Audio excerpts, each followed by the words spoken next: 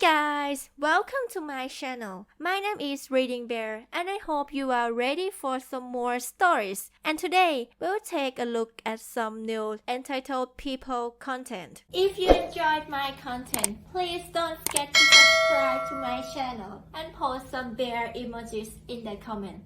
And now, let's dive right into the stories.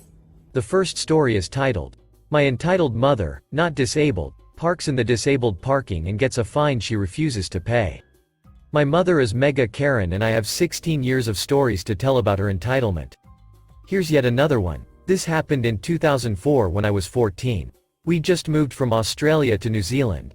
The town had a population of around 12,000 people, which was a big step up from the town we moved from, around 2,000 people. It seemed like my mum's entitlement got worse by having an extra 10,000 people for her to annoy. Within a month, my sister and I had settled into our new schools and Mother Dearest found her preferred, cheapest, grocery store to shop at. I should mention that my mum is not disabled. But did that stop her from parking in the disabled parking spot? Nope. The first month went fine, until my mother got lazy. Whenever we went grocery shopping, she would always complain, while walking towards the entrance, that there was never anyone parked in the disabled parking spot, and she would say things like, "I don't see why I'm not allowed to park there and there's nobody in this damn town that need it anyway." This last comment was total BS on her part, as there was a paraplegic who lived in the town which she knew about. And regardless, those spaces are for disabled people, not her. Then one day, me and my sister were in the car while Mum was driving to the grocery store. We usually parked close to the front door but to the side where there were usually a few spare parking spots. I was expecting her to stop there but she didn't. Instead, she drove all the way to the front and parked in the disabled parking spot. Me. "Mum, this is disabled parking. You can't park here." Mum. "Of course, I can. The spot is vacant." Me. "It's illegal for you to park here. You'll get a fine." Mum. "No, I won't. I have the right to park here if there's no disabled person parked here." "I don't see any disabled person. Do you?" Me. "Whatever, Mum, but you're going to get a fine." I got out of the car and walked across the street to the park. I didn't want to be seen with my mum, but I wanted to keep an eye out for the parking officer or police person who I knew would come. Even in a small town, the police were very diligent about rule breakers. And sure enough, 10 minutes later I saw a policeman walk up to the car, check the license and lack of disabled sticker and write a ticket that he placed on her windscreen. I sent Mother Dearest a text that I'd meet her at the petrol station when she was done. I didn't want to be seen getting into her car, but I made sure to hang around so I could see her reaction when she saw the fine. Sure enough, 10 minutes later I saw my mum come out of the store, see the ticket, and she flipped out. She started cursing and stomping her feet on the ground like a child that lost their toy. Only in this case it was a fine of $80. I chuckled to myself as I walked to the petrol station a few blocks over. I got there a few minutes before my mum did and I could see the anger on her face as she got out of the car, slammed it, and started filling up her tank. Me. Faking concern. "What's wrong, Mum?" "Mum. You shut your mouth." I smiled and got into the car. When we got home my mum got straight on the phone to debate the parking fine. I overheard the call. "Mum. Yeah, I got a fine for parking in an empty parking spot. There was nobody else parked there, but I had to park there because I have a bad leg and can't walk that far." "What? No. I don't have a sticker, but that doesn't matter." "No. Hold on, what? But, no, disabled?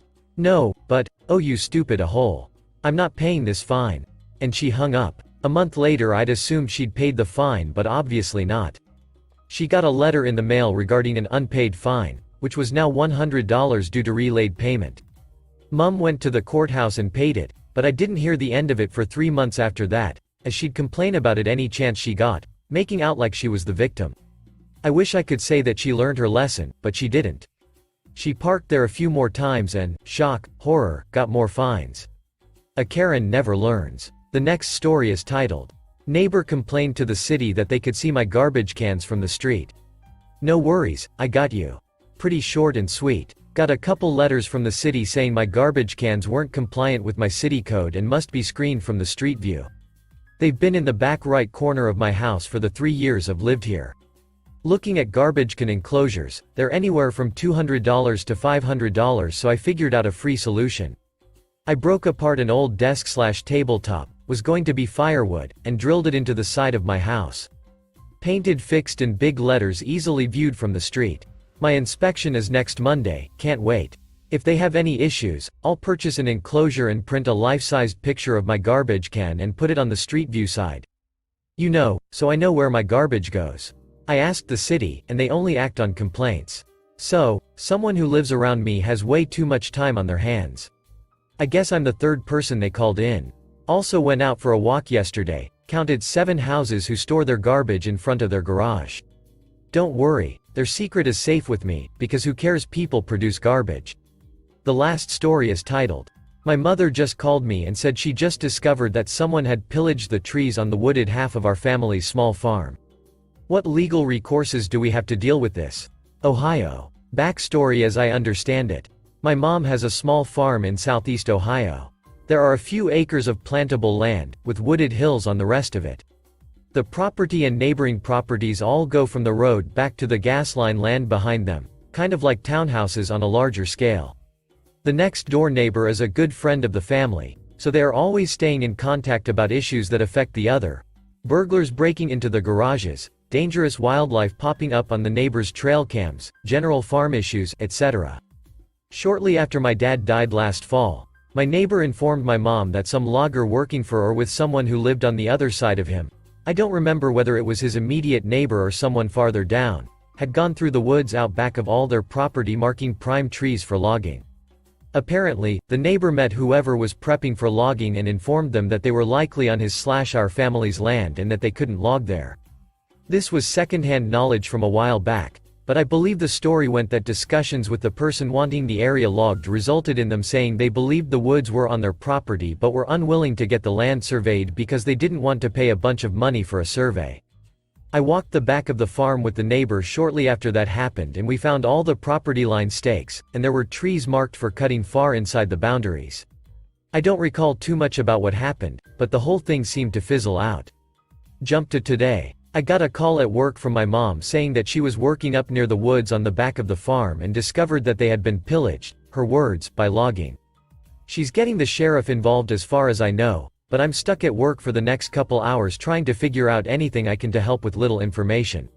She is very averse to using legal action against anyone and may not inquire about all legal options available to her, so I want to get as much knowledge, insight, etc. pulled together so she doesn't miss anything important.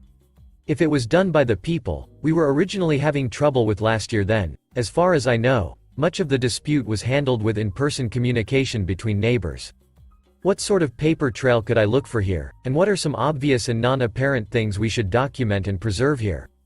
Are there any case studies for illegal logging that I should be aware of that I could read and learn anything useful from? If you had a client with this sort of situation, what third parties would you consult about it? There is a lot of state forestry, nature preservation, etc. in the area, but her property isn't involved with that in any way, so would any forestry, nature organizations be worth talking to for any relevant information, especially with regards to illegal logging? Who should I be talking to at the county, city level about making sure the property lines are legit and the incursion was illegal? Should I be trying to get statements from them? What should our action plan be? Update 1. I finally got to meet up with my mom and talk about it, and it's larger scale and more immediate than I thought. It's dark out, so I haven't seen this yet myself, and don't want to go walking around and or possibly over the property line for legal reasons tonight. But apparently the person on the other side of our neighbor has brought loggers in to clear-cut his land. The loggers went clear across our neighbor's land and are currently cutting their way into our land, with many more trees visibly marked for cutting on our land. I'm told there is a large and potentially valuable tree that naturally fell recently and that the shape of their work looks like they are cutting a path towards. Our neighbors are expecting loggers to be up there working their way deeper into our property tomorrow morning. I'm going to Walmart tonight and snatching up as many no trespassing and similar signs as possible to plaster all over the trees near the property line. We have multiple surveys and GIS maps printed out that clearly show our property that the loggers and their client are claiming they have a right to cut and have already been cutting, so my current plan is to use the signs to zone out their planned cut in the morning, with a conservative distance in from our property line to make sure I'm not encroaching with the signs myself, in case that gives us any more casus belli for legal action if they cross the posted area or vandalize the signs in any way. My mother contacted the sheriffs and they said they will not even be sending someone to check out the scene of the crime. In my hurried Googling of the subject today, I've actually seen a lot of mentions of sheriffs blowing off illegal logging crimes on private property. What the actual duck? What are the legal concerns for standing well inside our property line armed with our rifles tomorrow if they attempt further trespass and/or bring in heavy equipment that we might impede by standing in front of? We want to do as much as we can to protect our land, but we are also determined to build the most airtight criminal and/or civil case against them, so we want to find the optimization point between doing everything we can to stop them from further destruction, theft, and trespass, but nothing that will prevent us from throwing every legal paper in the book at them. Semi-update. It turns out the neighbor gave my mom the phone number of the logger, so I'm going to see what I can learn, but we'll try to avoid doxing them for the time being. Update 2. Not sure where to start because there's so much new information today and it's still Saturday for me, so I'm getting tired, but I'll try to get most of this out. I finally got to see it in the daylight, and we didn't lose as many trees as I initially thought, but they did take multiple large trees. One count was at least 5 2-feet plus stumps among many other smaller trees, destroyed much of the land with a bulldozer stripping all the undergrowth. My mom loved a lot of the wild herbs that were growing there with names I don't remember, Trillion or something, and, we think of great interest to the forestry department, they bulldozed straight across the gullies to make temporary logging roads blocking all drainage and piled up tree debris in other gullies blocking drainage there as well. A lot of it looks like it's one heavy rain away from damming up, breaking, and flash flooding the land below it. Our neighbor's land was completely trashed though. They basically dozed a large road straight the center of his land to branch off of, and the whole valley looks like Godzilla and King Kong went at it. He counted well over 15 of the largest stumps. There is probably around a quarter to half-acre pile of 2 feet plus logs sitting on the far neighbor's land, the one who brought in the loggers. As we understand it, most of the logs currently sitting on the far neighbor's land are from the last couple days, and all are mostly from our properties, as many of the stumps match up, and 2 at the far end of the pile are the ones with specific markings that he was compensated for at the beginning of their incursion on his property, which is explained in more detail further down. Our neighbor has seen trucks hauling logs out before these, so we think most of the far neighbor's logs have already been sold. We've been documenting them with photos and measurements as best we can. Our closest neighbor had permission to be on his land. I did get to meet the neighbor between us who got hit the hardest. We put up a lot of no trespassing signs on the logging areas around his land. We also erected a large sign in the middle of the logging road at the entry to his property informing the loggers of the Ohio Revised Code 901.51 violation and general cease and desist language. I learned from him that when they first started logging on his property they offered him compensation, $150, for the first 2 trees they cut, and he accepted, but then he told them to stop and not cut any more on his land. He walked the land with the loggers and the neighbor who hired them a couple days ago, and they basically lied to him about where the property lines were, told them that the logging neighbor's land went far over his land, and that his land was actually over on my mother's land. They marked the property lines together. IIRC those were still violating his actual property lines, and he told them not to cut on his land. It turns out they ignored him, continued logging on his land, and even cut past the lines they said were the far side of his land into my mother's land. So, they basically said, "No, we have all this. Your property is from over there to way over there," and then went all the way over and beyond those false boundaries anyway. Our neighbor does know and have names for most of the loggers, and it turns out they're not an official logging outfit and generally sketchy dudes with a history of theft and even an outstanding warrant for one of them. We finally got a junior deputy to come out, and he just did some basic stuff to prep for passing it off to his superior and said there really isn't much they can do, kept claiming it's only a civil matter. Both my mom and our neighbor filed official reports though. They still won't actually do anything impactful though, especially with regards to preventing them from removing the lumber, and we're very concerned that nothing is stopping them from just getting out with the evidence and selling it. The only thing they've said they'll do is show up to arrest the guy with the outstanding warrant if we see him. The logging neighbor is basically saying he doesn't know shit and has someone else managing the project for him. We think he brought in the loggers because he was desperate for cash, as he has some local restaurant or bar that went bankrupt, and because he owes people money. My brother's stepdad is an arborist, and he came to do a simple unofficial walkthrough to give us advice. He checked the pile of logs and said that many of them were actually not the highest quality wood as far as lumber sales go, Due to a lot of little conditions in each log he pointed out, and looking at the actual boards you could get out of them, and that the value of them for lumber was absolutely nowhere near the value of them in their original state, both from a property value, principal's value, and violation value. He also concluded from the way everything was cut and handled that the people doing it must have been practically retarded, and said they just went through chopping everything without thinking. While walking around with him we found at least one standing tree that was cut mostly through on all sides and left upright, where it was basically just waiting to fall over and kill someone at any minute. We're getting the forestry department involved for whatever that will do. We think the big breakthrough is one of the loggers offered the neighbor $150, which he accepted, for the first couple trees they cut. He told them to stop after that though, and they didn't, and he has the text conversation of that guy offering him money for his trees. He is also an eyewitness to that guy, his brother, and a couple other guys doing the logging. So, we can definitely tie at least that guy specifically to the logging. We also got pictures of the rented bulldozer sitting on our neighbor's land, so I'm pretty sure they plan to subpoena that company's records to figure out who paid for it. I'm getting a communal Google Drive together for all of us to compile our photos, videos, and any relevant documentation or information.